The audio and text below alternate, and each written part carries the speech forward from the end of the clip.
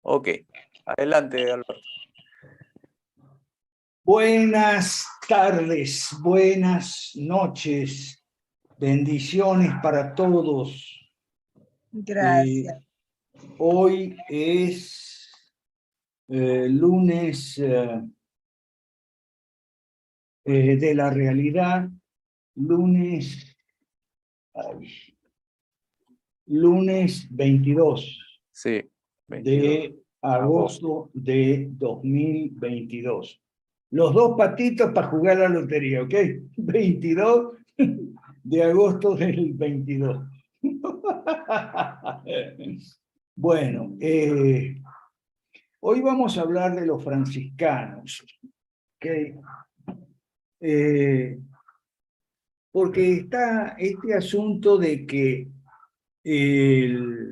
se quejan los católicos porque el Papa no dice nada de el maltrato que en Nicaragua el dictador, el tirano Ortega y los sandinistas le ponen le brindan a la jerarquía católica y al laicado. ¿Ok? Muy bien.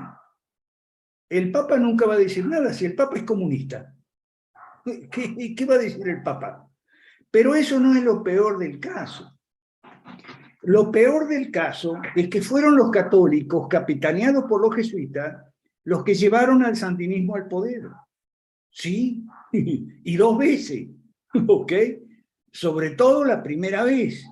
Y muchos obispos y sacerdotes católicos participaron en los gobiernos sucesivos del tirano Ortega, la primera vez, y después, bueno, se lo sacaron de encima a duras penas, pero después, 14 años después, volvieron otra vez a poner al tirano. Entonces, ahora se quejan de que el tirano los maltrata, pero bueno, ¿y qué quieren? O sea, no. Hoy grabamos con el pastor Mega un video recordando que, bueno, ese es un caso de 1 Samuel 8, 18, aquí lo hemos estudiado varias veces, donde en todo un largo capítulo Dios les advierte sobre la tiranía al pueblo de Israel y les dice que, bueno, si ustedes quieren un gobierno absoluto, después no vengan con oraciones, con quejas, después vayan a las Naciones Unidas, pero a mí no me vengan a molestar. ¿Ok? Eso está más claro que el agua, pero bueno, hoy vamos a ver un poco de los franciscanos.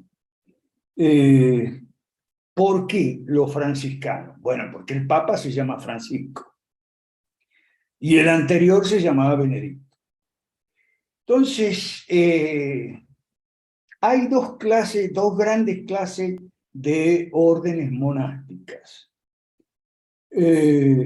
A partir del segundo o tercer siglo de la era cristiana, las órdenes monásticas eran benedictinas. Se fueron subdividiendo, después hubo muchas reformas, hubo la reforma cluniacense, la reforma cisterciense, ¿okay? Eran órdenes benedictinas, seguían la regla de San Benito o algunas las de San Agustín. Los benedictinos trabajaban. Ahí está la diferencia. Ahí está la clave. Los benedictinos tenían y estamos hablando de 13 siglos de la era cristiana. Los primeros 13 siglos, bueno, quitemos los 3 primeros, pongámosle 10 siglos, del 3 al 13, de órdenes monásticas que eran trabajadoras. Los benedictinos, ¿ok? Ora et labora era el lema, el motto. Ora et labora. Los conventos benedictinos eran empresas, producían alimentos sobre todo. Eran empresas agropecuarias y en muchos casos también artesanales, producían cuchillo, hacha, en fin, era gente productiva, trabajadora, hasta el siglo XIII. Y por supuesto que practicaban la agricultura, la industria y el comercio, practicaban la economía en forma libre, o sea, los monasterios eran negocios. No quiero decir que eran solo negocios, no. Eran, digamos, conventos, reclusorios, donde iba la gente que quería estar más cerca de Dios, una vida de oración, estudio bíblico y contemplación. Pero como hay que comer 3 veces al día, bueno, eran trabajadores. El problema empieza en el siglo XIII, fines del XII y comienzos del XIII, viene otra clase de órdenes monásticas, totalmente diferente y opuesta a las benedictinas. Se llamaban las órdenes mendicantes. Mendicantes quiere decir que eran vagos, no trabajaban. Vivían de la mendicidad, de la limosna. Y algunos, como los franciscanos, bueno, porque eran dos principales órdenes mendicantes, los dominicos y los franciscanos. Algunos, como los franciscanos, le tenían odio a los ricos. De hecho, las órdenes mendicantes se fundaron porque estaban enojados con los benedictinos, porque los benedictinos se habían hecho ricos. ¿Ok? Donde, además de vagos y holgazanes, los mendicantes eran malagradecidos. Porque si yo fuera un monje que vivo de mi trabajo y de lo que puedo vender, de aquello que produzco, no voy a tener ningún odio a los ricos. Es más, probablemente yo me haga rico. ¿Y cuál es el problema? O sea, la pobreza nunca fue, durante todos esos siglos, la pobreza nunca fue una virtud cristiana. La humildad sí, pero humildad es muy distinto de pobreza. La pobreza no es una virtud cristiana, la humildad es evitar la soberbia. ¿Okay? Eso es humildad. Entonces, los mendicantes, no digo todos, pero sí muchos, eran desagradecidos, además de vagos, porque si yo dependiera no de mi trabajo y de lo que pueda vender, sino de la caridad de alguien, ese alguien tiene que ser rico. No odiaría a los ricos, pero ahí está la contradicción, pues vivían de los ricos, pero odiaban a los ricos. Y hay mucho de la envidia detrás de esto. Acuérdese que la envidia del rico, la envidia contra el rico, no está solo detrás del comunismo, está detrás de la histeria anticorrupción también. Aquí ya hemos explicado que el comunista odia al rico porque es rico, no porque es capitalista. De la misma manera, el anticorrupción odia al corrupto no porque sea corrupto, sino porque es rico. ¿Ok? Bueno, entonces, ahora, recuérdese que el Papa Benedicto se llama Benedicto, o sea, Benito de Nurcia, Benedicto, ¿ok? El fundador de los benedictinos. Y este otro se llama Francisco, el fundador de los franciscanos. Esto es importante. Yo estaba viendo ahora que en lugar de tener un papa comunista, los católicos podrían tener un papa liberal. Busque por ahí, no digo ahorita, ¿ok? Busque por ahí quién era el cardenal Angelo Scola. Se escribe así como se pronuncia, Scola. Cardenal Angelo Scola podría ser el papa hoy, porque Angelo Scola fue el que compitió con Bergoglio en el cónclave cuando renunció Benedicto. ¿Quién es? Porque vive todavía. Angelo Scola probablemente hubiera sido un papa liberal. Es más, la primera ronda de votaciones la ganó Scola. Bergoglio llegó segundo, tercero. ¿Por qué Scola no es papa? Porque los cardenales norteamericanos empezaron a criticar a Scola en el medio del cónclave, cena, reuniones, tú sabes. empezaron a criticar a Scola y a desacreditarlo solo porque era italiano, y diciendo que los italianos eran los principales acusados en los Vatilix, el escándalo de los Vatilix, que tiene que ver con manejos turbios financieros y acusaciones de delitos sexuales y cosas así. Entonces, hubo como 4 o 5 votaciones. En la última ganó Bergoglio. En todas, Bergoglio iba ascendiendo, iba ganando más votos, y Scola iba perdiendo más votos.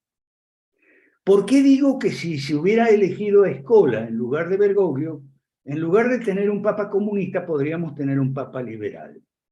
Porque Scola era el discípulo preferido de Benedicto.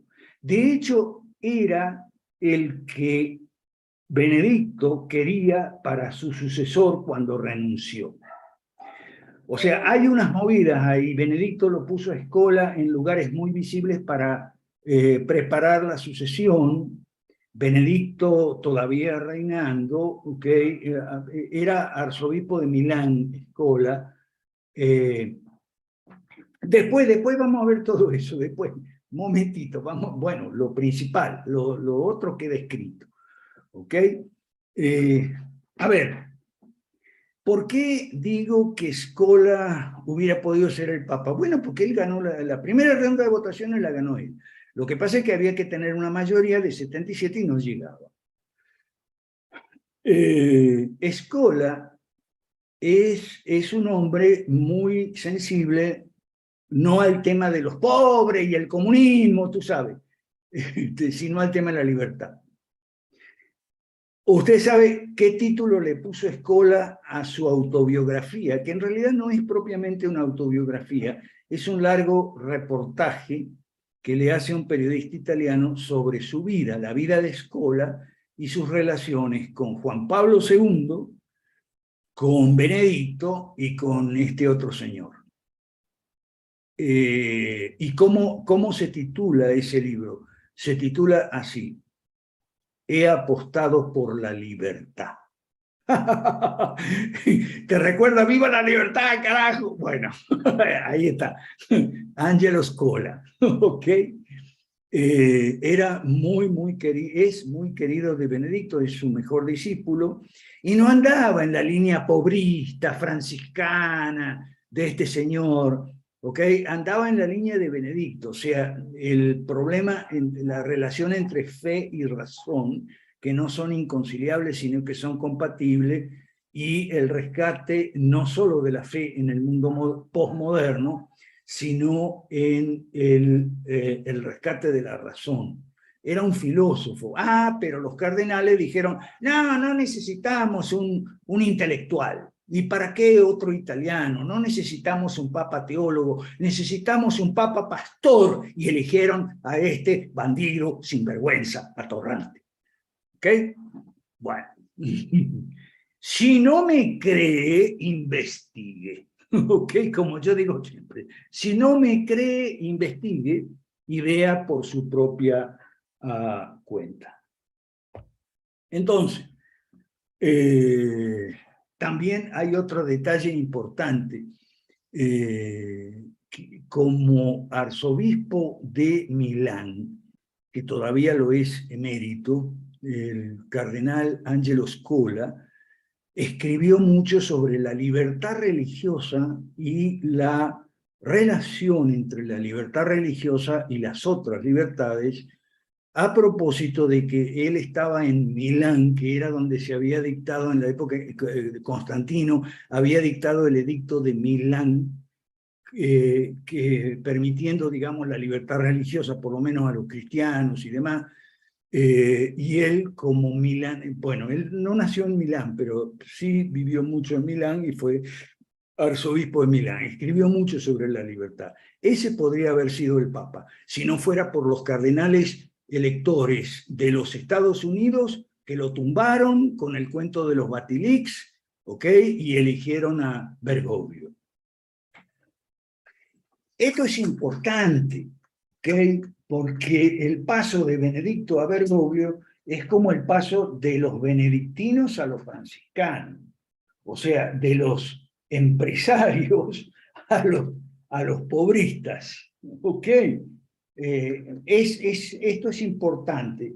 Y no es un tema demasiado avanzado. A mí, bueno, me vienen con eso de que, no, que para estar en la realidad hay que tomar un kinder primero, hay que tomar un kinder de liberalismo. No, no, no, no. Y la gente que no quiere estar en la realidad no quiere, no le da la gana, no le interesa. ¿Ok? No es porque hace falta un kinder, lo que sea, no. Lo que aquí enseñamos, eso sí, es mucha política. Aquí enseñamos de política y no a todo el mundo le interesa. Fíjese, yo trabajé muchos años en Venezuela en encuestas, ¿ok? Y en las encuestas en Venezuela y en todo el mundo se hacen preguntas para detectar el interés político de las personas. ¿Cuántas personas se interesan en la política y cuánto no les interesa un pepino? Bueno, en condiciones normales se le pregunta a la gente cuál es su mayor interés en la vida. Y la gente responde, y no todos responden que la política. Algunos, o sea, responden los negocios, mi empresa, mi empleo, mis estudios, mi iglesia, mi religión, mi familia. Responden mil cosas. Y después, bueno, se hace la pregunta directa sobre la política. No en condiciones normales, óigame bien, en condiciones normales, no más del 10 al 20% de las personas en todo el mundo, ¿ok? No más del 10 o el 20% de las personas se interesan en la política. Al otro 80-90% les importa un pito la política, en condiciones normales. Además, teníamos indicadores de confirmación, ¿no? Que es que cuando se responde, a mí me gusta la política. Ah, bueno, pero ¿ves programas de opinión de política o no? O sea, en los periódicos lees la sección de política, las columnas de opinión de política y tal. Esas eran preguntas de confirmación. O sea, si te dice mi interés principal es la música, ah, bueno, entonces ¿cuánto escuchas de música por día? Cosas así. O mi interés principal es el fútbol. Entonces, ah, bueno, tú juegas fútbol los sábados. No, mirá por televisión. Ah, bueno, ok. Está bien. Entonces, insisto, no más de 10 o 20% de la gente se interesa en la política, en condiciones normales. Los demás se interesan, tienen otros intereses. Por eso, qué pena que no está Miriam. Ah, aquí está Miriam. Hoy tengo que pedirle disculpas a Miriam porque me hizo salir de las casillas, porque con aquel asunto de que hay que buscar la manera de que la gente venga a la realidad, que se interese por el proyecto 5 Reforma, que se integre y tal. No hay forma ni manera con la gente que no le interesa la política. Tuvimos una experiencia con Andrés Díaz Marro. De repente hicimos un Zoom y Díaz Marro se mostró interesado, pero después dijo, no. Y bueno, es claro, yo lo entiendo. Su interés principal en la vida no es la política, son los negocios, porque es un empresario, hace 15 años que vive en China, ¿ok? Y la política no es su interés prioritario. Y eso hay que entenderlo. Solo entre el 10 y el 20% de la población se interesa en la política. Los demás están interesados en otras cosas. Ahora, eso en condiciones normales. Cuando las condiciones de vida empeoran, oiga bien, cuando las condiciones de vida empeoran, entonces parte de la gente que estaba metida en la música, el deporte, la ciencia o los negocios, de repente se empieza a interesar en la política. ¿Por qué? Y porque sus ingresos menguan. ¿Ok? Entonces se empieza a interesar en la política. Pero no sabe un pepino de política, porque ha estado toda su vida en otra cosa, y no se interesó por la política, no averiguó, no inquirió, no investigó nada, ¿ok? Y de repente se pone a opinar, ¿y opina qué? Tonterías, disparate, porque no sabe nada, esa es la realidad. Ahora, cuando las condiciones de vida mejoran, entonces es cuando menos gente se interesa en la política. Ahorita tenemos una condición de empeoramiento generalizado en toda Hispanoamérica, yo diría desde el 2000. Desde el 2000 aquí, las cosas están cada vez peor y van a seguir así. ¿Ok? Entonces, bueno, de repente puede haber más gente, pero que se interese en la política, pero no más de 15 o 20, no más de 25, 30%, no vaya a creer que mucho, no más de eso. Los demás siguen sumergidos en sus otros intereses prioritarios. La música, el deporte, la ciencia, el estudio, la familia, la religión, el que sea. Y uno eso lo ve en Facebook y en Twitter todos los días. ¿Ok?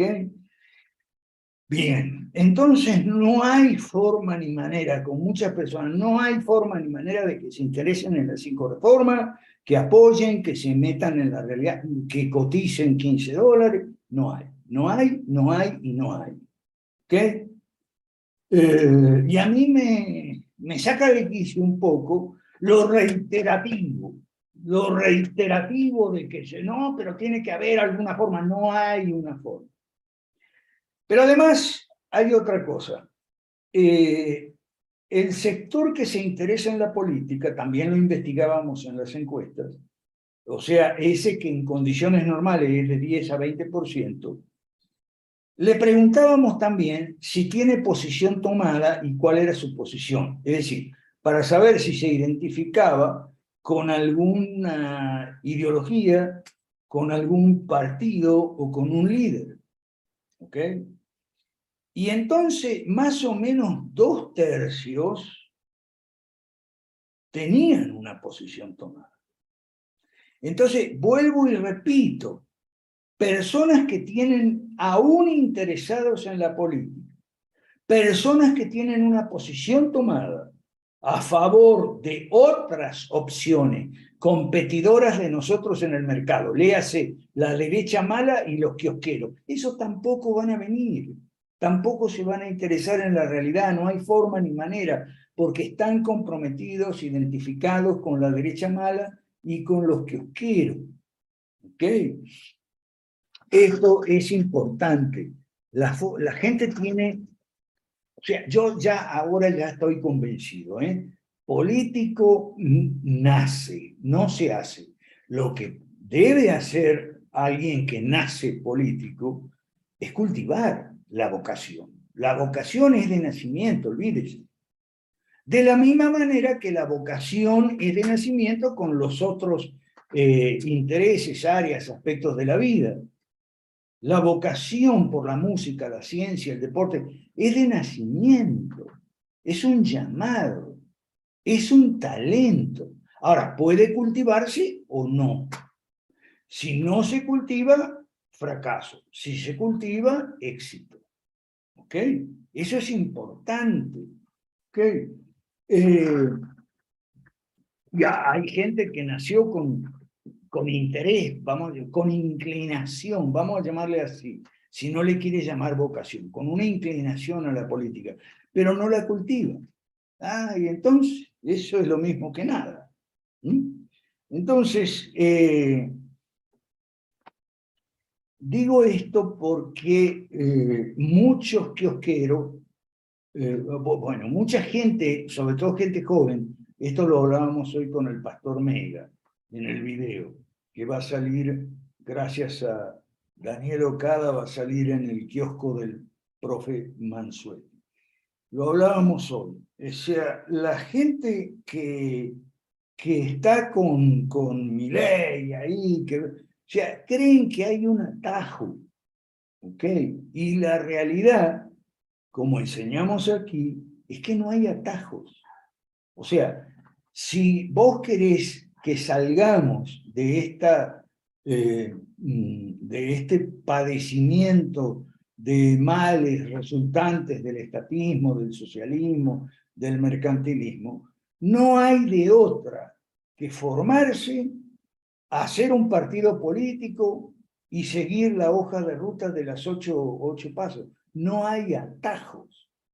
Los libertarios creen que el Bitcoin es un atajo. Ah, sí, el Bitcoin nos va a hacer libre. Mira lo que le pasa a Milei.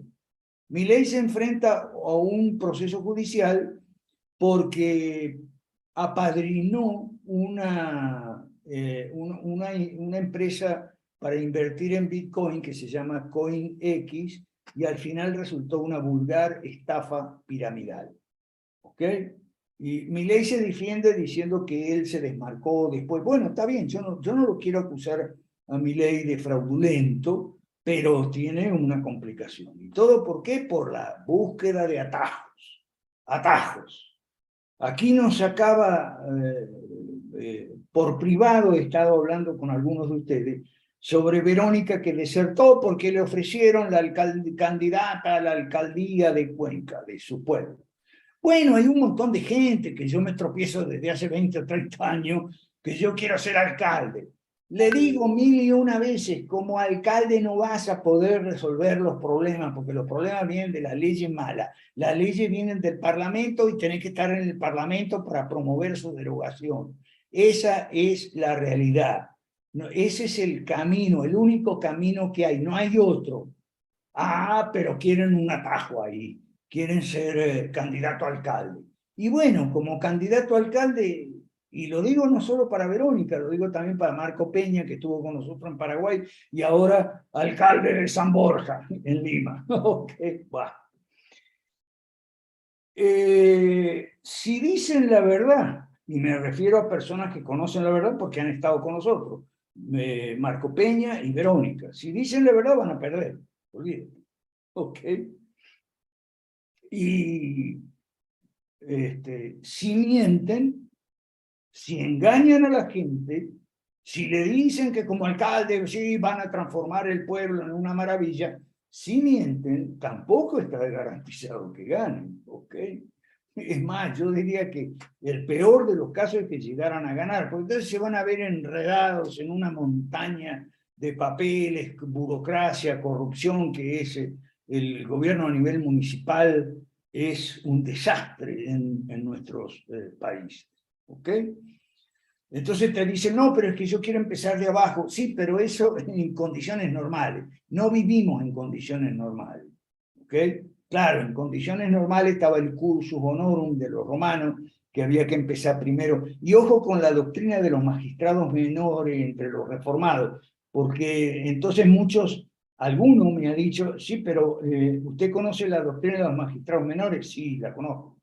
Bueno, entonces yo quiero ser alcalde, magistrado menor y tal. Sí, pero en estas condiciones de centralismo absoluto, centralismo legal, administrativo, financiero, fiscal, político, centralismo total que hay en toda América Latina.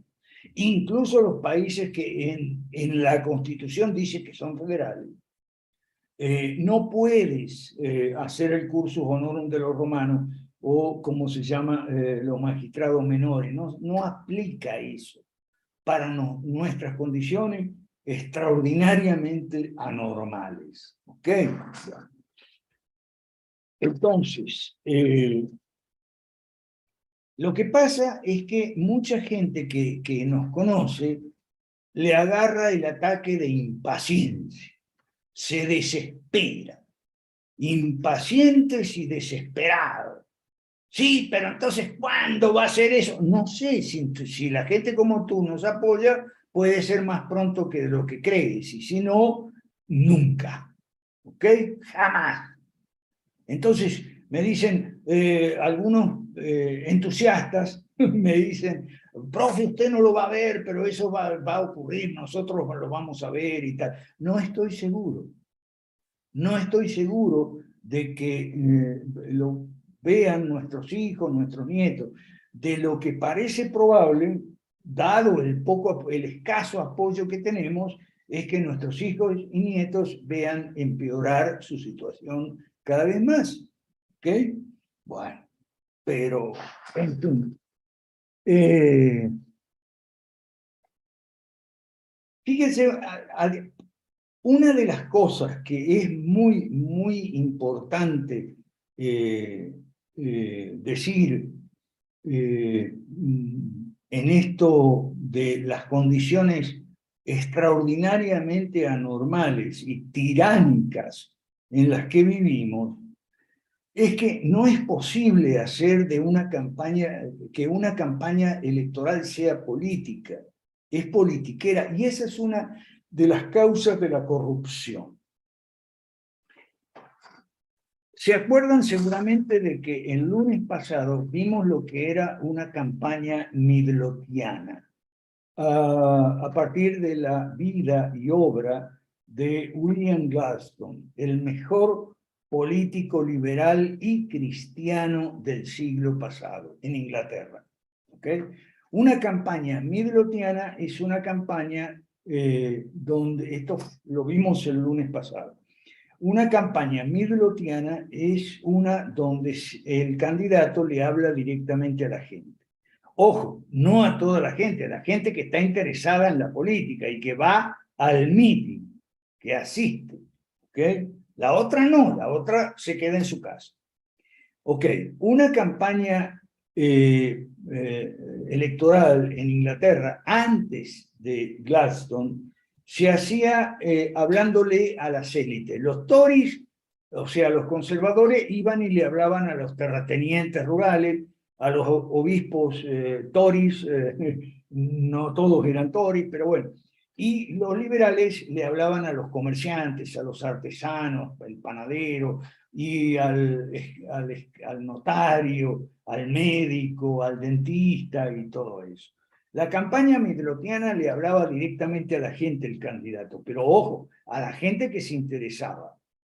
Y la otra gente, la gente interesada después repartía el mensaje, distribuía el mensaje a los demás, a los que no habían ido al mitin.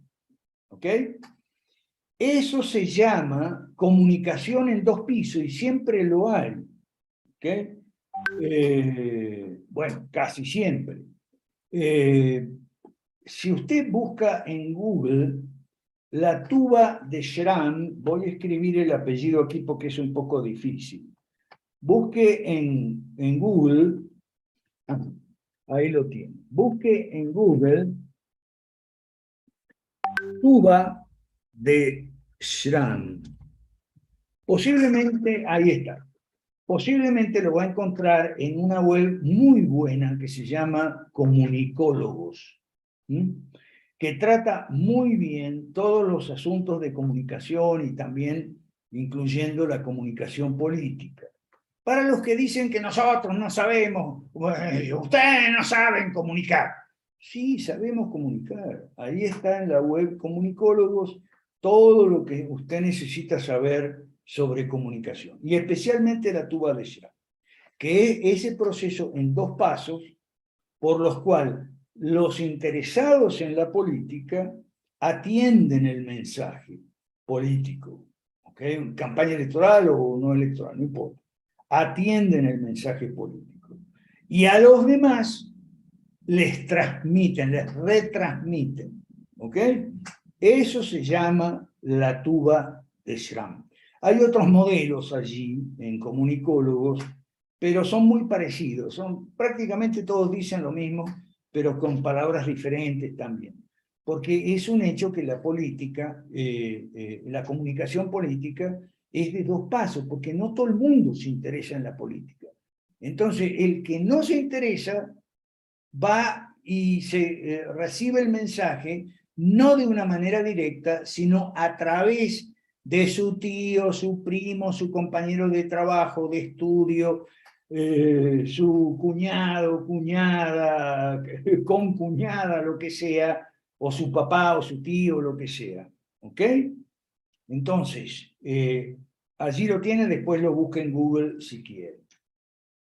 Entonces, ahora, las condiciones, nosotros vivimos en sociedades, o sea, en países donde no existe la política. No hay política aquí, hay pura politiquería. ¿Ok? Fíjese bien lo que estoy diciendo. Aquí me pone en el chat. Bueno, Sandra, déjame terminar un momentito y después voy al chat, como siempre. Lo que tenemos es politiquería. Y anote por ahí, si quieren anotar las cosas que decimos aquí. La politiquería es mucho más complicada y más cara en términos de costo de campaña electoral. Mucho más cara que la política. Porque la política trata de políticas públicas, trata de privatizar o estatizar, de sobreregular o desregular, cerrar o abrir mercados a la competencia. Y aunque usted no me lo crea, es mucho más fácil, menos complicado, menos engorroso explicar políticas públicas liberales, cuáles son sus ventajas, los ejemplos, etc. Es algo mucho más fácil de comunicar. Estamos en el terreno de la comunicación. Es mucho más fácil de comunicar que la politiquería. Y por eso la politiquería, como es tan complicada, es costosa. La politiquería gira alrededor de la histeria anticorrupción, de que quién entró en la cárcel, quién salió. Aquí está aquí está mi pastor Alan Sánchez. Alan, ¿viste? Anteayer salió Rosario Robles de la cárcel.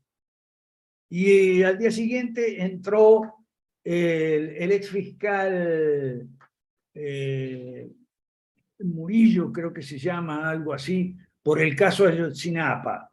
No es un caso de corrupción, sino de unos estudiantes revoltosos que los militares hicieron desaparecer. ¿Okay? Bueno, está mal eso, pero bueno. Entonces sale un corrupto de la cárcel, entra el otro corrupto. Sale del partido tal, entra el partido cual. Ahora es muy complicado comunicar un proceso judicial porque hay las pruebas y entonces el fiscal y la parte defensora, los alegatos, las apelaciones en caso de que la haya, ¿ok? Entonces es mucho más difícil, complicado, engorroso comunicar politiquería y por eso es más costoso. Hay que gastar mucho en propaganda, hay que gastar mucho en fotos del candidato abrazando niñitos y todo eso. Populismo, demagogia, politiquería. Es mucho más caro. Porque si hubiera política en nuestros países, entonces uno podría comunicarse con los interesados en la política y ellos le retransmitirían a los otros. En cambio, con la politiquería es tremendamente más engorroso, ¿ok? Y por lo tanto más costoso. Y esa es una de las causas de la corrupción. La corrupción tiene dos causas y un motor que es la envidia. ¿Ok? Las dos causas de la corrupción es una, con el estatismo hay mucho Estado, mucho dinero. Demasiado Estado significa demasiado dinero. Hay un montón de dinero. Yo estoy estudiando un poquito el árbol burocrático de lo que es el gobierno federal en México. ¡Oh! Tienen como 300 o 400 siglas, porque todos son siglas, ¿no? SEDECO, Profeco, FCE, todos son siglas. Y cada sigla es una montaña de burócratas y sus asesores, el director, el presidente, el vicepresidente, los jefes de área, los gerentes regionales y funcionales. Es un árbol burocrático gigantesco. Hay mucho dinero ahí porque se manejan licitaciones, adquisiciones que no son licitaciones, se pueden hacer de forma directa, sin necesidad de llamar a licitación. Se maneja mucho dinero, ¿ok?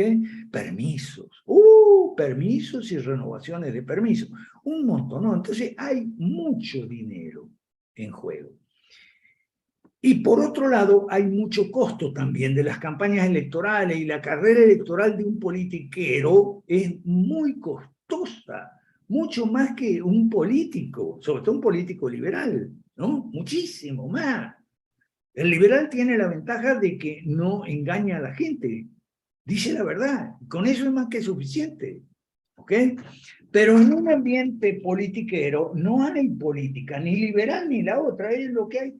Eso sí, la izquierda hace su agenda.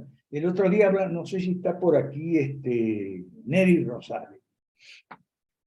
Uno podría, con Neri decíamos lo siguiente, uno podría hacer una metáfora de la situación actual, y se ha hecho mucho con la del Titanic. Nuestros países se están hundiendo, es como el Titanic, chocó con el iceberg, no hay forma ni manera, se hunde. ¿Qué vamos a hacer? Ahora, aquí está Neri.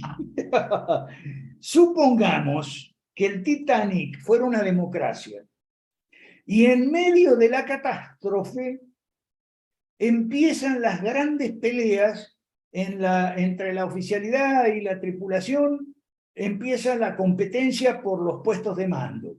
Yo quiero ser capitán, no, yo soy mejor para capitán, yo quiero ser primer oficial, no, yo voy para primer oficial, y yo voy para jefe de la cubierta, y yo, entre los oficiales, la tripulación. Entre los empleados, tanto del comedor, lavandería, servicio, también lucha por la gerencia, competencia por la jefatura, lucha por el poder. Y entre los pasajeros de las distintas clases, porque hay primera, segunda y tercera en el Titanic, empieza una feroz competencia por los mejores camarotes. ¿Ok? Yo quiero este camarote porque tiene ventana más grande, no, yo quiero este otro. Imagínese, bueno, así Neri Rosales me decía que podíamos publicar eso en Twitter, pero yo no sé si alcanza para hacer una descripción en los caracteres de Twitter, permite, es muy limitado, ¿no? Bien. Ok. Ahora vamos a un tema más profundo. ¿Qué horas son? Estamos... ya tengo...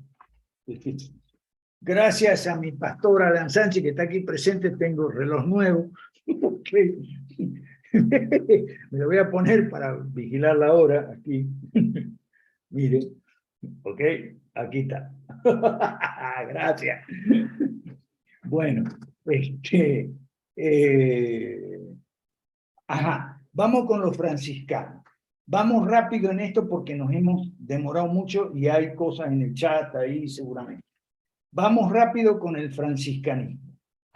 El pensamiento teológico franciscano rompe, óigame bien, rompe con Tomás de Aquino. Es una gran injusticia y un gran daño a la filosofía que se le hace. Aquí hay, primero, en la página 1, hay 3 definiciones de lo que es el pensamiento franciscano. ¿Ok? Aquí está. Franciscano. Lo que es el pensamiento franciscano, que usted lo puede ver, ya sabe, usted puede ver por su cuenta, no me crea a mí lo que yo digo, ¿ok? Solo porque yo lo digo. Lo principal que hay que ver aquí es la prevalencia de la voluntad sobre la inteligencia. Esto es muy importante, tanto en Dios como en los hombres. Estamos hablando de la teología franciscana. En Dios, la voluntad está primero y la inteligencia después. Eso quiere decir que Dios puede hacer algo absurdo o incluso mandar algo absurdo, cosa que Santo Tomás les hubiera dicho, no, ¿cómo es eso? Un universo racional nos habla de un creador racional. No, pero los franciscanos rompieron con esa síntesis tomista, ¿no? Bueno. Aquí está, en la página 1, ahí está. Primacía absoluta de lo divino, deficiencia de la naturaleza. Esto le hubiera repugnado mucho a Santo Tomás. Si hablamos de la deficiencia de la naturaleza, quiere decir que la creación de Dios tiene defectos, ¿ok? Bueno, claro, está el pecado original, pero si uno mira los pájaros, los animales, las plantas que no han pecado, no va a encontrar defecto, al contrario. La superación de la inteligencia por la voluntad y por el amor. Por eso los franciscanos, el amor, el amor, el amor a los pobres, y entonces el comunismo. Pero ¿quién les ha dicho a estos manes que el comunismo está a favor de los pobres, que el comunismo es bueno para los pobres? ¡Ah, qué cosa! Bueno. Entonces, eso en cuanto a la filosofía franciscana. Curiosamente, lo mezclan también con respeto y admiración por la naturaleza, ¿ok? Pero al estilo pagano. Por eso hoy son ambientalistas, ¿ok? Bueno, entonces, este artículo, página 2, un jesuita franciscano. O sea, cuando los jesuitas fueron creados por San Ignacio de Loyola, el fundador de la orden. Aquí dice cosas muy interesantes, no nos podemos detener sobre el tema vasco. Acuérdese de los vascos, los asesinos, criminales de la ETA, que todavía siguen asesinando y matando y destruyendo. ¿Ok? Bueno, esos son los vascos y la inclinación vasca por la violencia. San Ignacio de Loyola. ¿Ok? Aquí está. El fundador de la Compañía de Jesús se hizo para combatir la reforma, ¿ok? Y era fundar colegios y tal. Había una inclinación por el estudio, ¿ok? Pero todo eso de los jesuitas, la parte buena, se perdió con el padre Arrupe, Pedro Arrupe, otro jesuita vasco, que yo me acuerdo cuando yo iba a la secundaria con los jesuitas, hacían un ídolo con el padre Arrupe, por cada vez por cada 10 veces por cada vez que mencionaban a Jesucristo, había 10 que mencionaban al padre Arrupe, el padre Arrupe. Bueno, ahí está cómo se metieron los jesuitas con la guerrilla, por el tema de los pobres, pero ¿quién le ha dicho a esta gente que el comunismo es bueno para los pobres? Gran pregunta, no hay respuesta. Aquí está toda la historia en este artículo de Juan Arias, página 2, sobre esta vuelta. No es con Bergoglio, es con el padre Arrupe, ¿ok? La vuelta de la Compañía de Jesús a la izquierda y a la guerrilla, ¿ok? Bueno. Por supuesto, Juan Pablo II no lo quería para nada, Arrupe. Incluso aquí dice, lo regañó, pero no le pidió que dimitiera porque dijo, bueno, si este se va, a lo mejor el que viene es peor. O sea, mejor quédate. Bueno, entonces, las dos caras de los jesuitas, página 3. País Vasco, ¿ok? Atienda al tema vasco, ¿ok? La banda terrorista ETA. ¿De dónde cree usted que salió? Bueno. Entonces, aquí dice mirada de 360 grados, lo puede leer, esto no lo voy a repetir porque está escrito, ahí lo tiene. ¿Ok? Golpe de mano del Papa Francisco contra el Opus Dei. Se la tenían jurada al Opus Dei. Le iban a caer a palo en cualquier momento el partido de izquierda dentro de la Iglesia Católica, que es el de los jesuitas, porque el Opus Dei es de característica más bien benedictina, ¿ve? Entonces le resta poder y degrada la figura de su líder. Ahí lo tiene. Golpe de mano contra el Opus Dei. Bueno, ¿qué vamos a hacer? Lori Sanata, el Papa tiene mucho que ver en la reunificación del peronismo. Bueno, esto no es de interés exclusivamente para los argentinos, sino para toda América Latina, porque tiene que ver, peronismo tiene que ver con la izquierda en América Latina, ¿ok? Después hay una muy interesante, por último, para terminar la cartilla, un comentario de Caminante Wanderer muy duro, muy crítico con Bergoglio, ¿no? Bueno, y ahí lo tienen. Vean la anécdota esa del Super Bowl, la final del Campeonato Nacional de Fútbol en Estados Unidos. Bueno, nos hemos pasado un poquito. No nos olvidamos del absurdismo. Esto tiene que ver con el absurdismo, porque fueron los filósofos franciscanos los que abrieron el camino, reduciendo el papel de la razón, le abrieron el camino a los absurdistas. Ok, vamos a ver ahora el chat. A ver. Vamos al chat. Ok. Sandra de Costa Rica. Bueno, Sandra nos comenta que la Constitución de Costa Rica tiene fundamentos liberales, pero la izquierda disfrazada, y en algunos casos no disfrazada, ha venido tergiversando lo que dice la Constitución. Pero eso es así en toda Hispanoamérica, estimadísima Sandra. No es solo en Costa Rica. ¿Ok? Chávez está usando, Chávez el presidente de Costa Rica, ¿no? Chávez con S, ¿ok? El Chávez venezolano era con Z. Bueno, todo un engaño nos cuenta Sandra en Costa Rica. Esmeralda también comenta. Bueno, aquí está Mary Rosario. Y Donald, en Twitter se hace un hilo para este tipo de post. Hay tutoriales muy fáciles en YouTube para hacerlo. Ya entendí.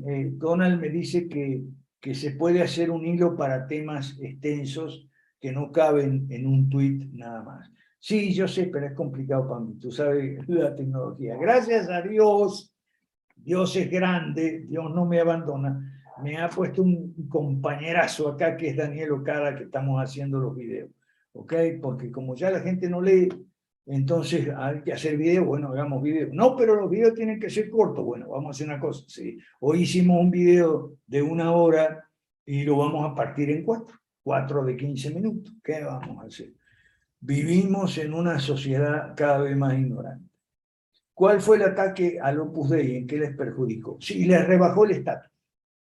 Tenían un determinado estatus, ¿ok? Desde la fundación por San José María Escrivá y Balaguer, y les rebajó el estatus, pero fuerte, fuerte. Osvaldo Chamagua, si la comunicación no nos funciona para llegar a la gente, ¿hay alguna manera de seguir el ejemplo de China? ¿Cómo se gestan reformas liberales en un partido comunista? Ok, Osvaldo Chamagua. ¿Cómo se gestan reformas liberales en un partido comunista? Bueno, muy fácil. Hay una clase porque a mí desde que empezamos con esto me salen con la historieta de que, bueno, pero usted dice que la izquierda es el mal, que no hay una izquierda buena. No, no hay una izquierda buena, porque izquierda buena es la que se convierte al capitalismo. Y eso es lo que hemos tenido en China, en Vietnam y en Laos. ¿Es posible una izquierda que en el gobierno se convierta al capitalismo, que haga reformas liberales? Ahí va la pregunta de Oswald. Bueno, normalmente es por la fuerza de los hechos y una palabra clave, pragmatismo. Hay una izquierda que gobierna, o un sector de la izquierda, que en el gobierno se convierte en pragmática y entonces va tolerando la dolarización en Venezuela, por ejemplo. La dolarización en Venezuela fue un fenómeno espontáneo que el señor Maduro tuvo que admitir y reconocer y legitimar. Primero en parte, a regañadientes, después con más amplitud. Y últimamente ha dicho que va a ser, que va a privatizar el 10% de algunas empresas estatales. Eso es muy poco. ¿Quién va a meter inversión en una empresa estatal en la CBG de Venezuela o en PDVSA? Es muy poco, pero bueno, por ahí puede empezar. Y habló de ciudades especiales, pero ciudades especiales hay en América Latina, hay en todos los países, no sirven para nada, porque no pueden hacer leyes, no pueden, pero es que eso es lo que yo le, por enésima vez, se lo expliqué a Verónica, pero Verónica, nada. Verónica, tú no puedes hacer en tu ciudad las 5 reformas ni nada parecido, porque en tu ciudad, en el caso de que seas alcalde, no vas a poder derogar las leyes laborales, bancarias, de moneda, de educación, de salud, no vas a poder. ¿Okay? Y si lo dicen en campaña que sí vas a poder, entonces va a estar mintiendo, pero bueno, no hay caso, no hay caso, no hay caso. Manuel Figueroa. Ser alcalde no hace sentido sin leyes buenas y haber quitado las malas y impulsado las 5 reformas. Bueno, a ver, ok, ya estamos 1 hora. ¿Alguien quiere intervenir, por favor? Dice Rey Cortés aquí en el chat. Ajá. Si Rey Cortés pregunta si es posible hacer un trabajo con la gente blanda, ¿okay?, en un partido de izquierda. Yo creo que vale la pena probar, ¿ok? O sea, digamos, vale la pena probar, depende cómo sea ese partido de izquierda y cómo sea esa gente blanda, no sé, en El Salvador, donde son ustedes. Ok. A ver, mano levantada, intervención, pregunta, duda, objeción. Ajá, ahí está mi tocayo.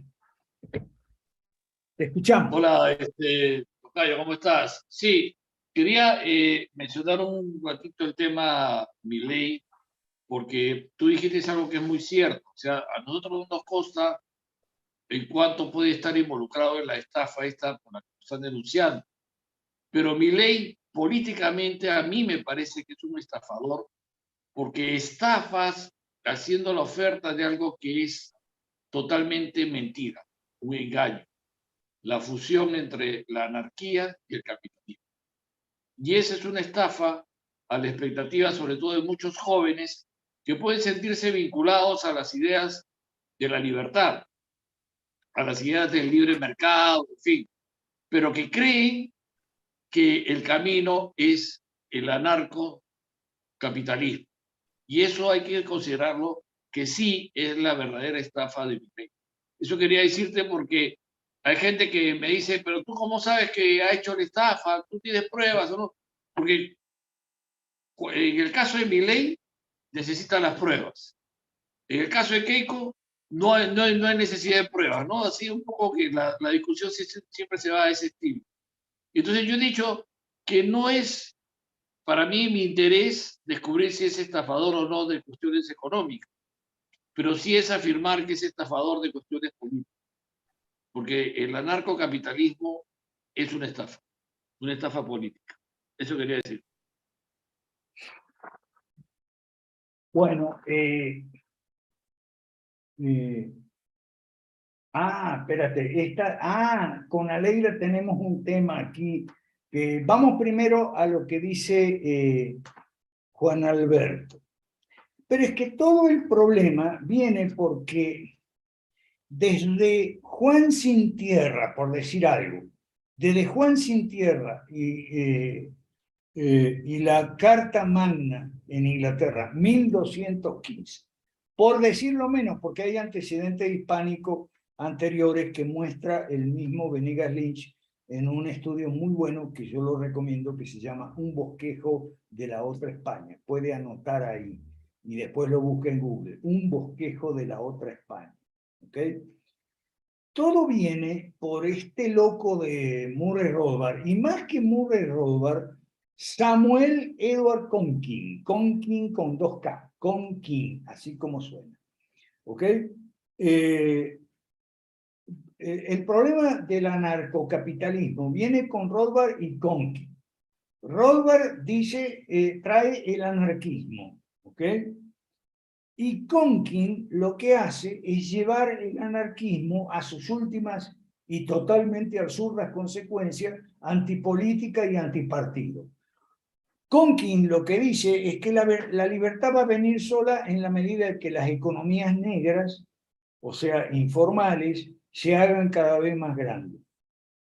No, señor. América Latina, la economía informal en Perú y en Bolivia y en otros países, Guatemala también hay mucha economía informal, en los últimos 20 o 30 años, 20 años se ha hecho cada vez más grande. Y no viene la libertad por eso, al contrario, viene la izquierda. En la metáfora del Titanic, con la tripulación, los empleados y los pasajeros compitiendo por los mejores puestos, se termina con la pregunta, bueno, ¿y quién gana esa competencia? Gana el iceberg. El iceberg es la izquierda. El iceberg es el que gana. Y el Titanic se hunde. ¿Qué vamos a hacer? ¿Ok? Bueno, entonces, lo que dice, Rothbard, usted lo puede buscar, si no me cree, investigue. Rothbard le critica a Conkin el haber llevado el anarcocapitalismo a su extremo antipolítico y antipartido, ¿ok? Pero el daño ya está hecho, y el daño lo hizo Rothbard. Conkin lo único que hace es llevar al extremo, llevar a las conclusiones extremas las premisas anarcocapitalistas. ¿Y cuáles son esas conclusiones extremas? Antipolítica, antipartido y antidemocracia. Eso es. Bueno, por eso Juan Alberto, con toda razón, dice, eso es una estafa política, más allá de si fue o no cómplice de la estafa con el Bitcoin, esta empresa CoinX. ¿Ok? Bueno. Entonces, antes de darle la palabra a José Aguilera, estoy mirando la hora en mi nuevo reloj. Antes de darle la palabra a José Aguilera, aquí Aleida trae el tema que yo le prometí. Los que se van de 5 Reformas y los que regresan. Porque muchos se van, pero algunos regresan. Entonces, tenemos que dar respuesta a por qué se van y por qué regresan. Ya dijimos que se van por desesperación, por impaciencia, porque, no, eso no sé cuándo va a venir y yo quiero ser alcalde, ¿ok? O yo quiero poner una empresa de Bitcoin y ganar dinero y los atajos. Nosotros decimos que hay un camino, la hoja de ruta de los 8 pasos. Es nuestro camino, no hay atajos, ¿ok? Pero la gente que se va buscando atajos o queriendo hacer entrismo en otro partido y después le va mal y por eso regresa, ¿ok? Entonces, Aleida acaba de escribir en el chat lo siguiente. Los que se van y luego regresan es al darse cuenta que no hay atajos o propuestas mejores. Así de simple. Se dan cuenta que lo que creyeron que funcionaría mejor y más rápido que las 5 reformas, no funciona en realidad. Y entonces regresan. Y hay unos cuantos que han regresado y otros parece que están por regresar. Veremos. Aquí, en fin, la cosa es muy complicada. Gracias, Aleida, por recordar el tema de los que se van y los que regresan. Gracias a usted, profesor. Vamos con José Aguilera y después con Edwin Vela. El absurdismo lo vamos a seguir el lunes que viene, ¿ok? Dale, José Aguilera. Adelante.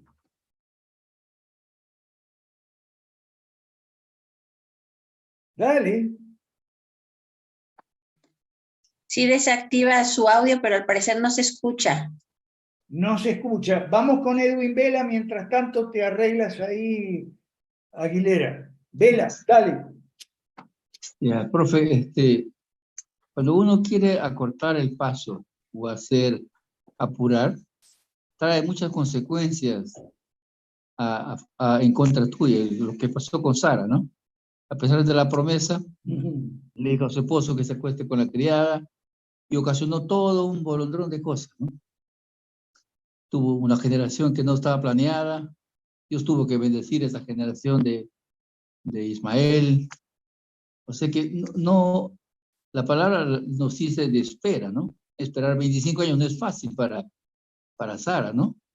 Pero ocasiona muchos problemas, ¿no? Y las personas que buscan siempre los atajos, siempre van a encontrar problemas. Van a provocar problemas en contra de ellos y en contra de su generación, ¿no? Así es, así es. Yo personalmente empecé a trabajar con esto, a comunicar todo esto que iba descubriendo a medida que estudiaba las leyes malas, el origen de las leyes malas, en el Manifiesto Comunista, etc. Escribí un artículo que fue el artículo inicial que escribí sobre este tema, que se llamaba No hay atajos. No hay atajos. Si hubiera un atajo, lo tomaríamos, pero no hay atajos. Hay un camino. Ese camino es difícil, es lento, todo lo que usted quiera. Complicado, bueno, complicado porque la gente rechaza, la gente se pone cretina. Hoy estábamos conversando con Chiapas el tema de la ciudad antigua Guatemala. O sea, Guatemala es una ciudad que estaba en otro lado y hubo un terremoto. Entonces, a raíz de ese terremoto, no me acuerdo cuándo fue, la gente se mudó y nació lo que es la nueva Guatemala. Y la antigua le dicen la antigua. Es una ciudad que se llama la antigua. Entonces, hay una minoría violenta, le decía yo a Chapa, hay una minoría violenta que quiere imponer por ley, es decir, por la fuerza, que se preserve el patrimonio histórico y cultural y tal, y entonces pone una serie de restricciones a las construcciones, a los negocios, a los comercios. ¿Ok? Entonces me decía Chapa, bueno, ¿y cómo yo los convenzo de que esa ley es mala? Bueno, es muy simple. O sea, hay ciudades o pueblos, como por ejemplo la colonia Tovar en Venezuela, donde los nietos y bisnietos de los colonos alemanes que fundaron esa, busque Colonia Tovar Venezuela, busque Colonia Tovar Venezuela. Ahí se preserva el patrimonio histórico y cultural, pero más que nada por voluntad de la gente. No hay un gobierno que le pone una pistola en la cabeza y le pone un montón de restricciones para construir. Si lo hacen, lo que va a suceder es que se van a cerrar al progreso, van a quedar como los Amish. Pero los Amish es una cuestión voluntaria, igual que en la colonia Tovar. Y el que no le gusta, el que no quiere, pues no se va. Pero es la gente la que quiere preservar. Si necesitan imponerlo por ley, significa imponerlo por la fuerza. Y eso lo que van a lograr es que la gente se vaya de ahí, de que nadie vaya a vivir ahí, pues son demasiadas restricciones. ¿Ok? Y entonces la gente se va a malvender o vender rápido antes que caigan el precio de las propiedades y se va a mandar a mudar, se va a ir a otro lado.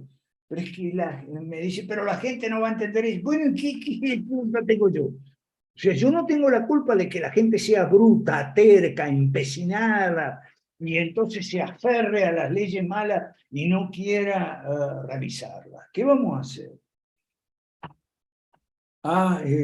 Maravilloso lugar, dice Rey Cortés. Está viendo la colonia Tovar, Rey Cortés.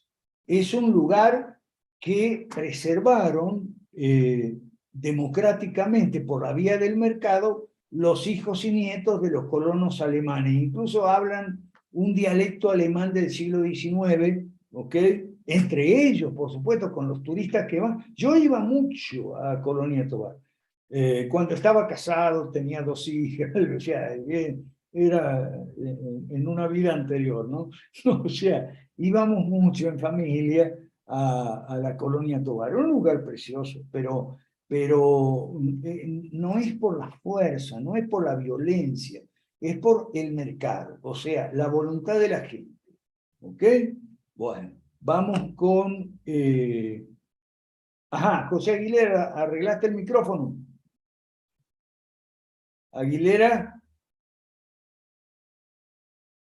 Aguilera. No, no hay caso. Escribilo en el chat si querés. Vamos con Daniel, Daniel Ocar. Sí, profe, buenas noches. Quería preguntarte, o no sé si es un complemento, pero justo lo que estábamos viendo del pensamiento occidental-oriental, ¿no? La importancia de una jerarquía. Ellos piensan mucho en una jerarquía y creo que aquí los que se van del movimiento o los que salen no toman en cuenta de que si nosotros no seguimos un camino más corto es porque no lo hemos encontrado y piensan que lo van a encontrar ellos, ¿no?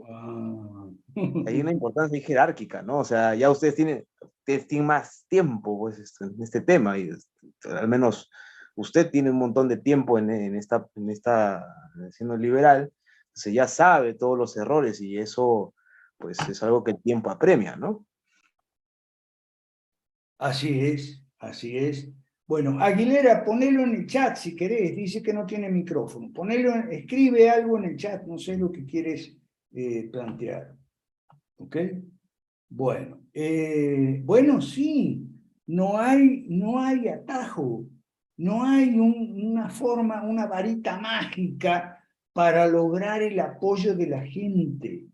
A mí me saca de quicio lo reiterativo del tema. A cada rato me salen con que tiene que haber una fórmula, tiene que haber una manera de llegarle a la gente y que la gente responda favorablemente. No, no hay. Repito, insisto, las encuestas, las estadísticas que mencioné al comienzo. En condiciones normales, el 80 o 90% de la gente no le interesa la política. Son como Adrián Díaz Marro, no le interesa la política. Y de los que les interesa la política, entre 10 y 20% en condiciones normales, pueden ser más cuando las papas aprietan, cuando las papas queman, está comprometido con otras posiciones, otros liderazgos, otras ideologías, otros partidos, etcétera, etcétera. Cuando las papas queman, entonces más gente se interesa en la política y tal, y entonces empiezan a hacer revueltas, pero es una cosa increíble. Ayer estábamos viendo con Okada y con el pastor Mega cómo apareció en Cuba hace pocos meses la nueva oposición cubana. La nueva oposición cubana es nueva por la juventud de sus miembros, es una renovación biológica, pero no ideológica en la oposición cubana. Y en el primer comunicado de la nueva oposición cubana dicen esto: no somos de derecha como los de Miami, somos de izquierda. Lo que pasa es que la revolución cubana ya no es de izquierda. Bueno, pues que se jodan, que sigan comiendo caca. Dale a Leila. Sí, profesor, creo que José Aguilera algo se alcanzó a escuchar de su audio, no sé si ya funcione, pero bueno, yo lo que le quiero preguntar, profesor, ¿cómo está ahorita el directorio de líderes de partidos 5 reformistas en América Latina? ¿Cuáles son los partidos activos y sus líderes actuales? Ok, ya va. Ok, hemos tenido deserciones por montones, ok, muchas causadas por razones económicas.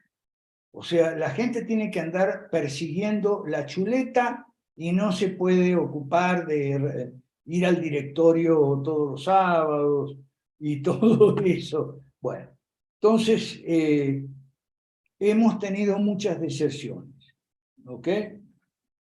Por ejemplo, el partido Dale Colombia ya no está más activo, ¿ok?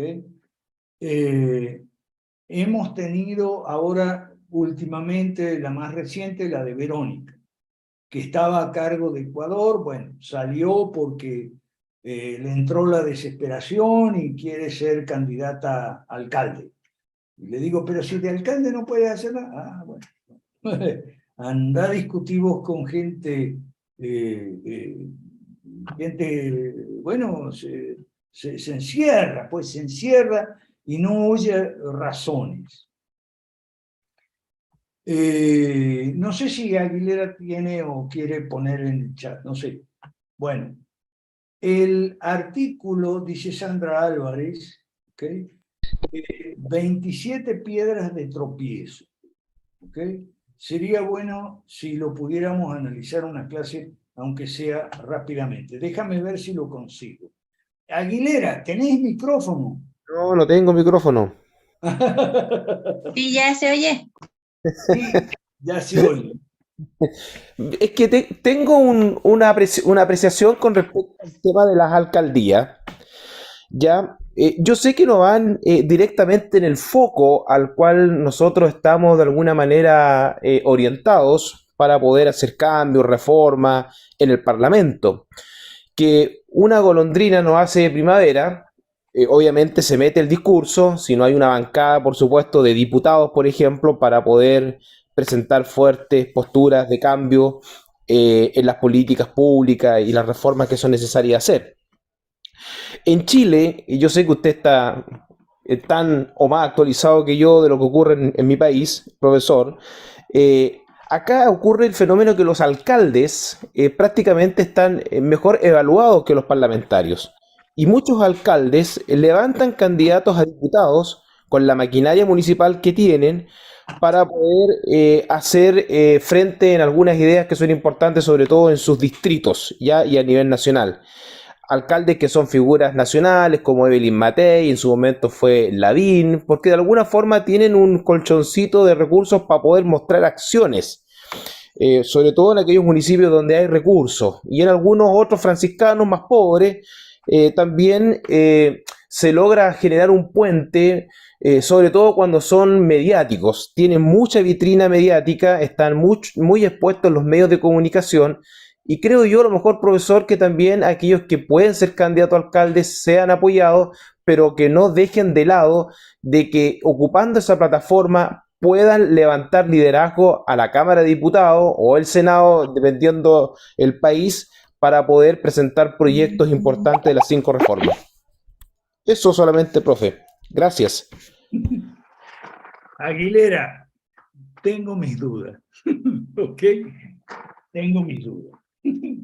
Tengo mis dudas por muchas razones, la politiquería, la corrupción, las denuncias, las ansias de poder, o sea, la burocracia, la falta de presupuesto, ¿ok? No sé, tengo mis dudas. Verónica me dijo, pero bueno, usted escribió las 8 propuestas municipales. Sí, pero eso fue porque me presionó Claudio Sola. Y tal vez yo cometí el error de dejarme presionar. ¿Okay?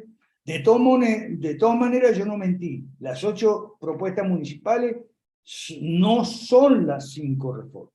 Ni se acercan. ¿Okay? Ni se acercan. Ahora, fue Sola el que me presionó y yo cometí el error, tal vez, de dejarme presionar. Pero ¿dónde está Sola? Claudio Sola fue otro que se fue, no regresó. ¿Y dónde está? Está fugado, está desaparecido, está escondido. ¿Ok?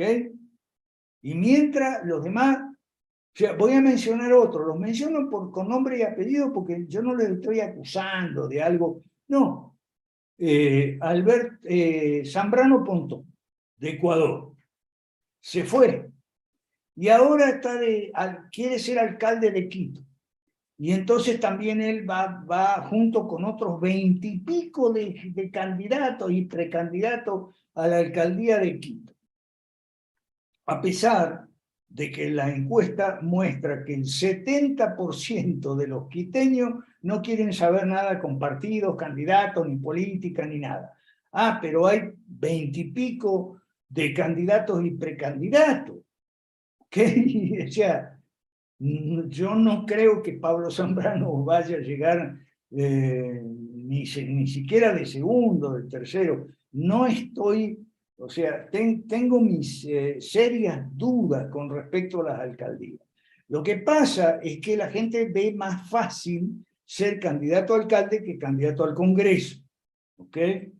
Es posible que así sea, pero no en todos los países. ¿Ok?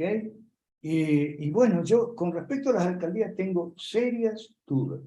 ¿No?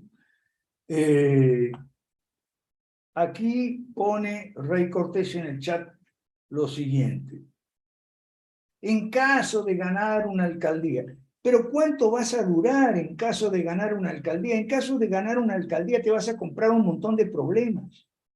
Te vas a comprar funcionarios corruptos que están ahí desde hace años, te van a querer sabotear, te van a querer denunciar.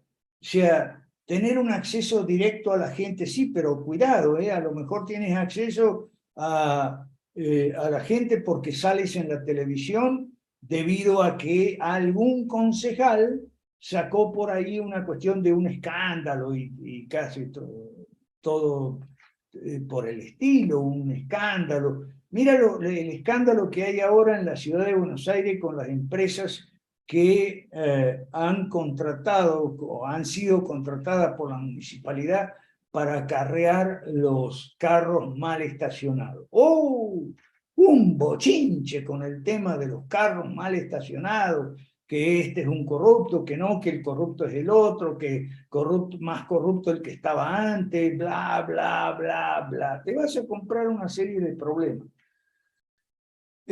Por eso tengo mis serias dudas sobre las alcaldías, serias reservas sobre las alcaldías. Pero bueno, es mi opinión personal. Allá Pablo Zambrano, ahí está anotándose y firmando para ser candidato a alcalde de Quito. Allá Verónica Abad está firmando para ser alcalde de Cuenca y Marco Peña de San Borja. Y bueno, vamos a ver. No sé, ojalá no terminen como Claudio Sola, ¿ok? Que se tuvo que desaparecer, se tuvo que esconder, parece que está fugado del país, no aparece por las redes sociales, no contesta el teléfono, etcétera, etcétera. ¿Por qué? ¿Por qué? ¿Por qué? Por una razón, y yo la voy a decir aquí, y es la razón por la cual yo tengo serias reservas con las alcaldías y en el caso de Sola con la Ciudad Nueva y todo eso. No van a poder cumplir sus promesas. Lo repito para que quede grabado y bien grabado. No van a poder cumplir sus promesas. Y entonces puede pasarles como a Claudio Sola, que lo cascotearon por las redes sociales en los últimos meses, tuvo que desaparecer de las redes sociales y esconderse no sé en dónde. ¿Ok? Bueno. En el chat. Sí, la razón que yo explico es esta. No van a poder cumplir la promesa. En cambio, si postulan para el Congreso, que puede que sea más difícil, bueno, en algunos países sí, en otros no. Si postulas para el Congreso, vas a poder hacer campaña diciendo la verdad, que es una gran ventaja. Voy al Congreso a No digo a derogar las leyes malas porque voy a hacer una golondrina que no hace verano, pero esa golondrina que no hace verano no va a estar en una alcaldía, va a estar en el Congreso, entonces va a poder sacar, por lo menos, sacar el tema de las leyes malas. Aquí yo le agradezco mucho al equipo de Liberemos México, porque las mesas redondas de los viernes está preparando Artemio con Aleira y demás, una serie sobre las leyes malas. ¿Qué parte de las leyes malas no entienden? ¿Qué parte no entiende de el problema, la raíz del mal está en las leyes, no está en la alcaldía? ¿Qué parte no entiende? Bueno, vamos ahora, Rey Cortés. Perdón, Donald, la última noticia que yo tengo está en el Facebook de él. Está firmando para ser alcalde de Quito. ¿Ok? Búscala en el Facebook de él. Yo la tengo, la vi. ¿Ok? Él está queriendo candidatear para alcalde de Quito. ¿A qué? No sé. No va a poder cumplir las promesas. Ese es el tema.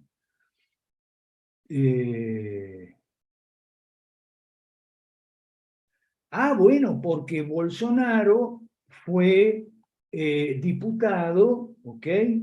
Pero no tenía un plan político, no tenía un proyecto. Ok, hay 4 manos levantadas, tengo aquí. Vamos con Aleira. Sí, Neri. profe, es la misma pregunta de quiénes son los líderes de partidos que están vigentes actualmente. Tengo entendido que en Perú es José Luis Tapia, ¿cierto? Sí. Y Chiapas en Guatemala. Esos son los 2 que están funcionando. Los demás no están funcionando, ¿ok? Por razones ajenas a su voluntad, obviamente. Pero esos 2 son los únicos que están funcionando. El Partido de Evolución en Perú y el Partido Guatemala. Y Liberemos México, pero Liberemos México tiene que ponerse las pilas. Están trabajando muy bien con el tema de las leyes, la serie sobre las leyes malas. A ver si la gente entiende que el problema son las leyes y las leyes salen del Parlamento, no de las alcaldías. Gracias, Aleira. Sí, ¿en Guatemala se llama Partido Fusionista? Sí. Ok, gracias. Neri, que de Guatemala te va a responder. Neri. Sí, en efecto, así es, profesor. Un saludo a todos en el directorio y en la realidad. En efecto, Aleida, aquí el Partido Fusionista tiene 2 caras. La cara legal, y que es la que ahorita nos está dando problemas, es cabalmente la de Comité Pro Formación del Partido Político Fusionista. Vamos a dejarla, estamos trabajando arduamente por matar a ese engendro, porque no realmente necesitamos, lo hicimos al revés, muy corto. Ahora entrando directo a tengo una aportación y una observación, profesor.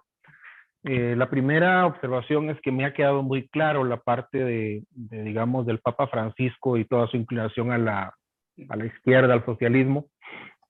Sin embargo, a mí me gusta y he estado observando a la Iglesia Ortodoxa rusa, a la Iglesia Ortodoxa en general, porque de hecho son 12,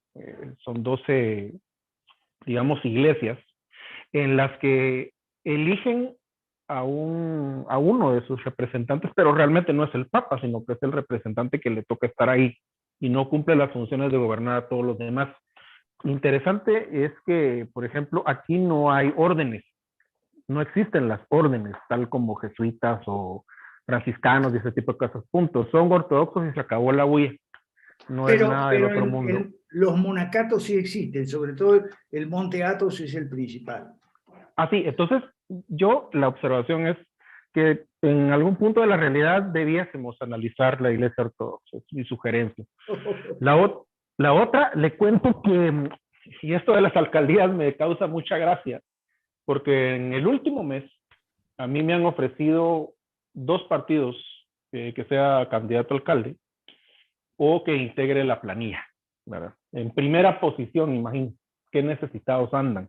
Uno de ellos es mi alumno, por cierto, que no entendió. tal como le sucede a usted, profe, le expliqué que en las alcaldías no se puede hacer nada, van con una camisa de fuerza. Entonces, yo sí he aprendido la lección desde que usted estuvo aquí en Guatemala y yo le dije que tenía la intención de ser alcalde de Amatlán y todo ese montón de cosas. Hoy lo entiendo perfectamente, lo entiendo muy bien y cómo lamento que la verdad muchos que son alumnos suyos principalmente, que lo tienen a usted ahí cercano, no entiendan que la alcaldía es como lanzarse en un avión en picada y como si fuera un kamikaze. Esa es la suerte que le espera a cualquier político, sea liberal clásico o de cualquier otro partiducho por ahí. Es llegar a un nido de serpientes, la alcaldía, donde tiene metidos varios sindicatos que lo retuercen, tiene que pagar la deuda política. El presupuesto central de la nación le da las migajas de lo que recaudan en su municipio.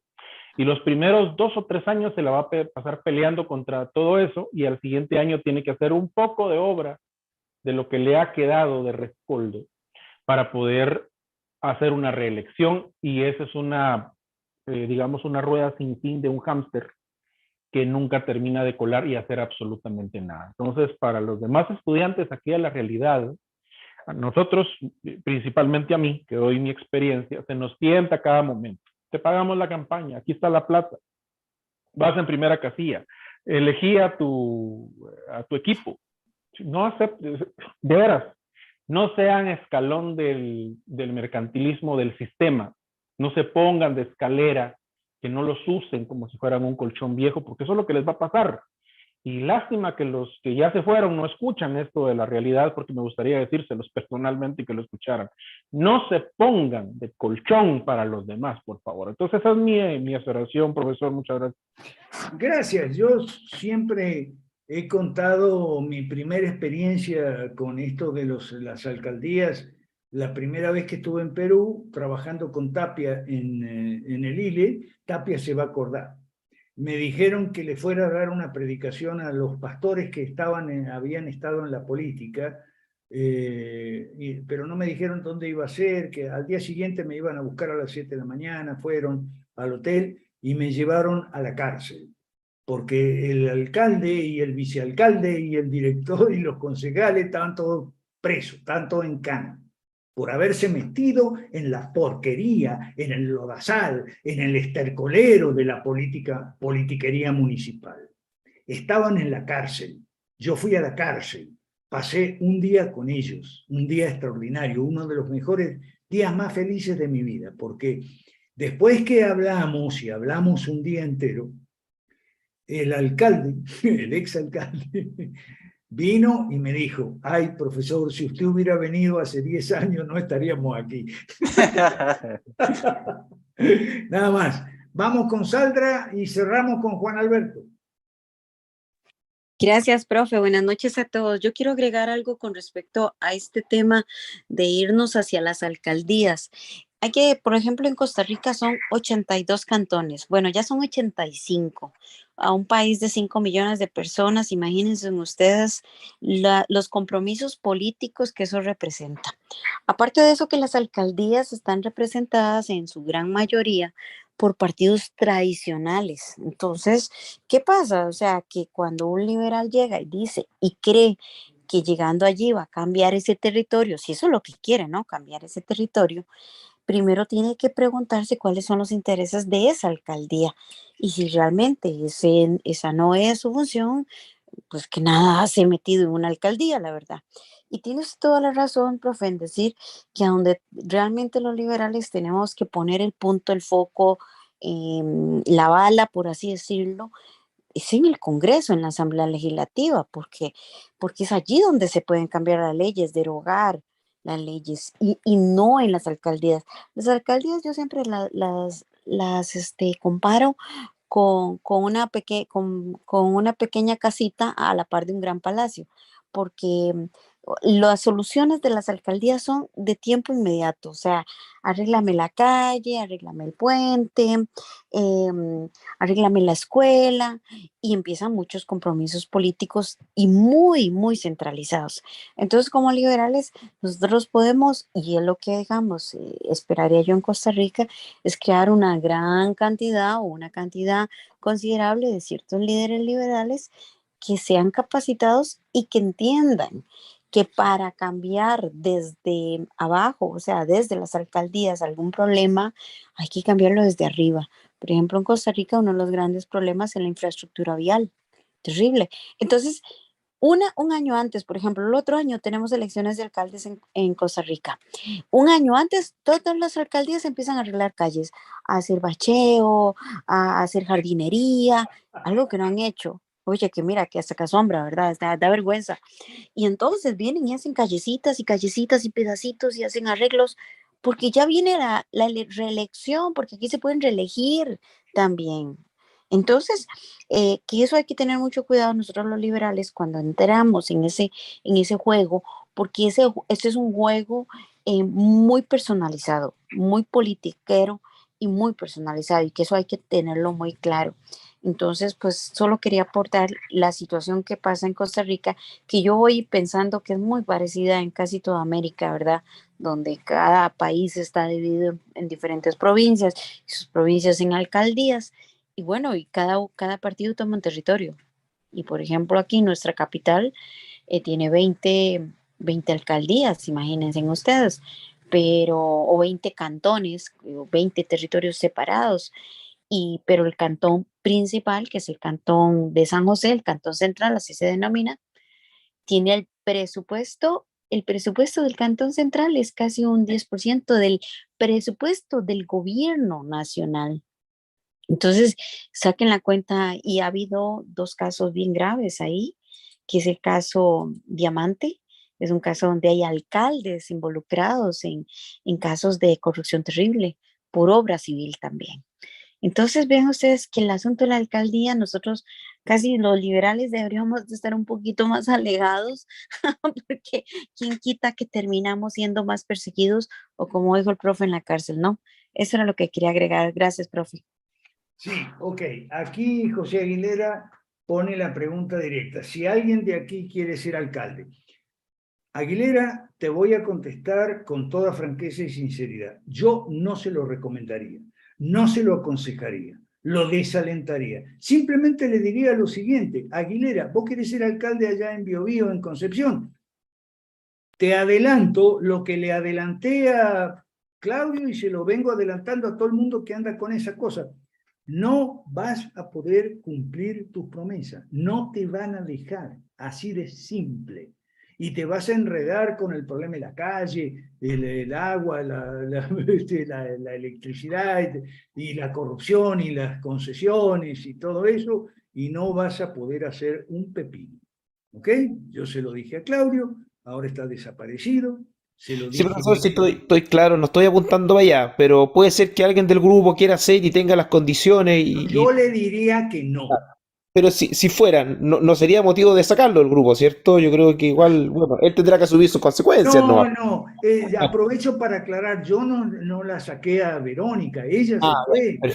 perfecto. Yo no la saqué a Verónica, ella se fue. Ya, eso. Una aclaración nomás para el tema de los ortodoxos que decía Neri.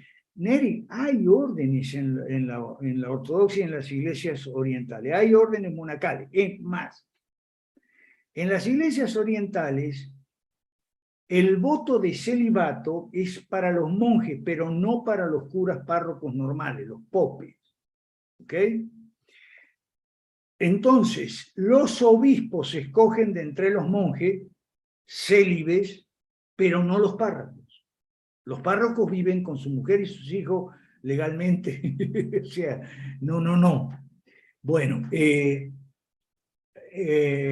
Aguilera, nadie te va a echar, ¿ok? Verónica se fue porque se quiso ir. Y lo mismo Pablo Zambrano se fue porque se quiso ir. Ahora, si vos me pedís a mí que te dé mi opinión, yo te diría, a vos o a cualquiera que quiera ser alcalde, no es aconsejable, no es recomendable. ¿Por qué? Principalmente porque no, en el caso de ganar, además está la disyuntiva entre mentir o decir la verdad. En el Exacto. caso de decir la verdad, vas a perder. Y en el caso de mentir, vas a estar mintiendo, lo cual no te garantiza que vas a llegar a la posición buscada, ¿ok? Y no vas a poder cumplir las promesas, ¿ok? Porque no es posible dentro de este sistema hacer nada bueno por la ciudad, por Cuenca o por Quito o por Lima, en el caso de Claudio, la nueva Lima que él quería hacer allá en Cañete y tal, y qué sé yo. ¿Y dónde está? Y si no me cree, busque en la web Marco Peña, candidato a alcalde de San Borja. Mire la cantidad de tonterías que ese hombre dice. Porque ese hombre, Marco Peña, estuvo con nosotros, aprendió aquí. Y lo que le faltaba aprender se lo enseñamos personalmente en Paraguay porque él fue.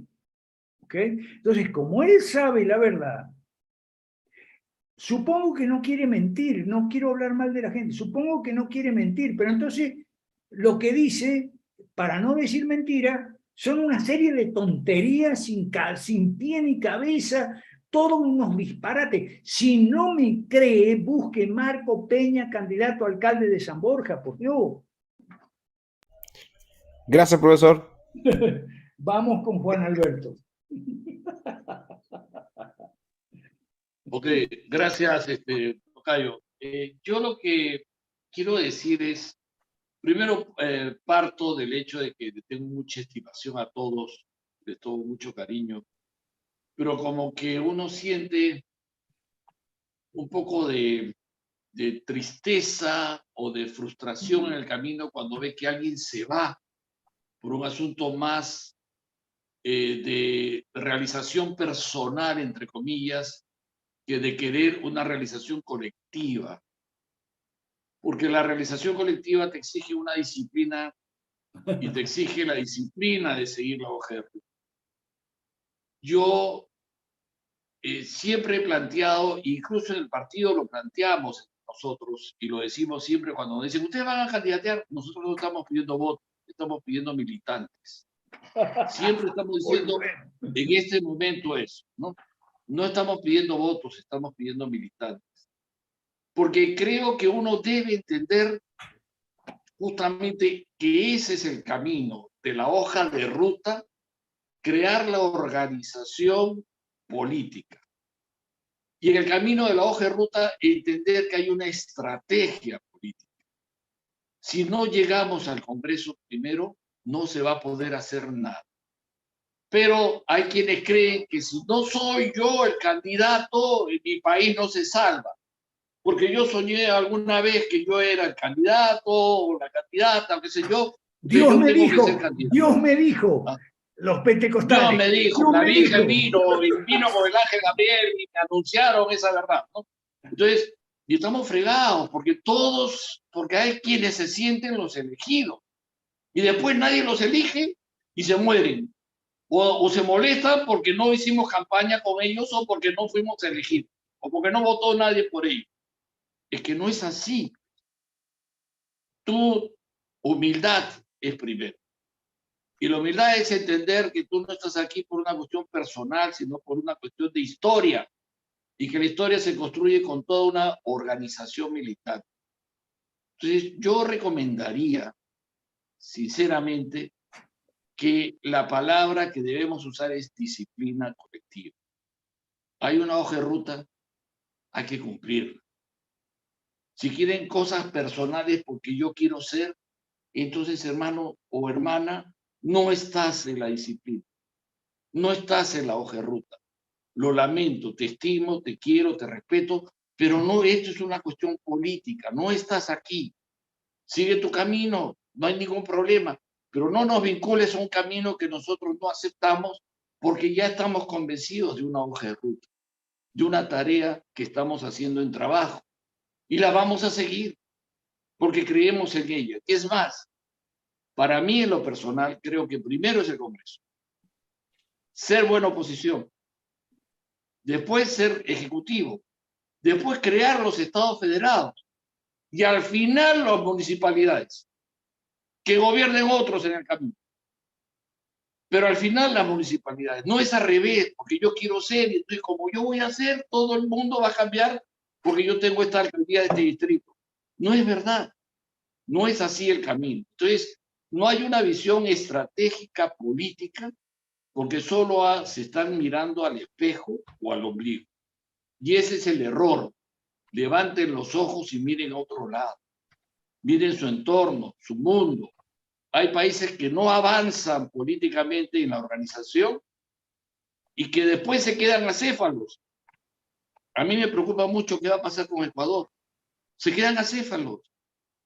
Y entonces no caminan al ritmo que deberíamos caminar todos juntos.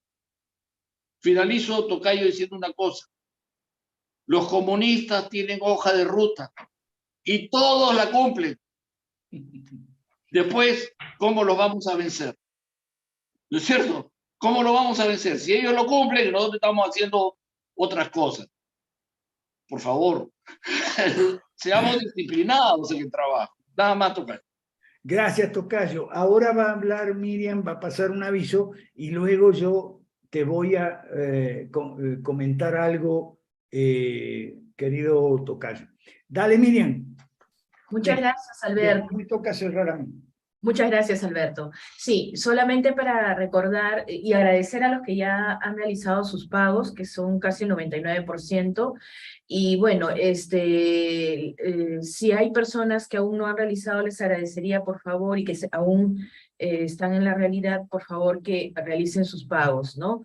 Ya que los únicos becados, Alberto, ¿me corriges, por favor, son los del directorio? El gabinete. Los del gabinete. Los del gabinete son los únicos becados y por favor los que les faltan realizar los pagos del mes de agosto, por favor no olvidar. Gracias, muy amables.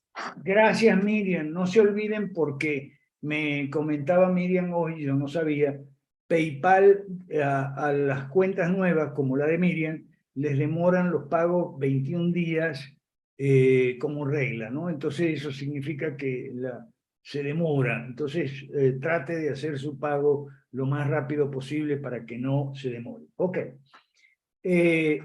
Yo cierro con un comentario a la observación muy atinada de Juan Alberto.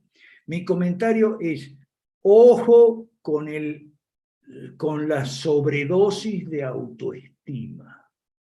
Aquí nosotros tenemos en el mundo hoy una sobredosis de autoestima. Ojo con eso.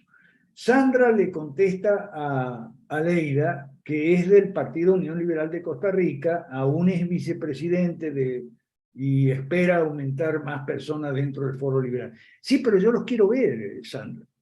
Me gustaría verlos. Nada más. Si quiere, después hablamos en privado. Y lo mismo con Aleida. Si quiere, después hablamos en privado. ¿Ok? Nos vamos ahora porque ya estamos pasados de la hora. Muchas gracias a todos, especialmente a Daniel Ocada y a Miriam, que están colaborando con todas sus fuerzas. ¿Ok? Y que me disculpen si a veces me salgo de quicio.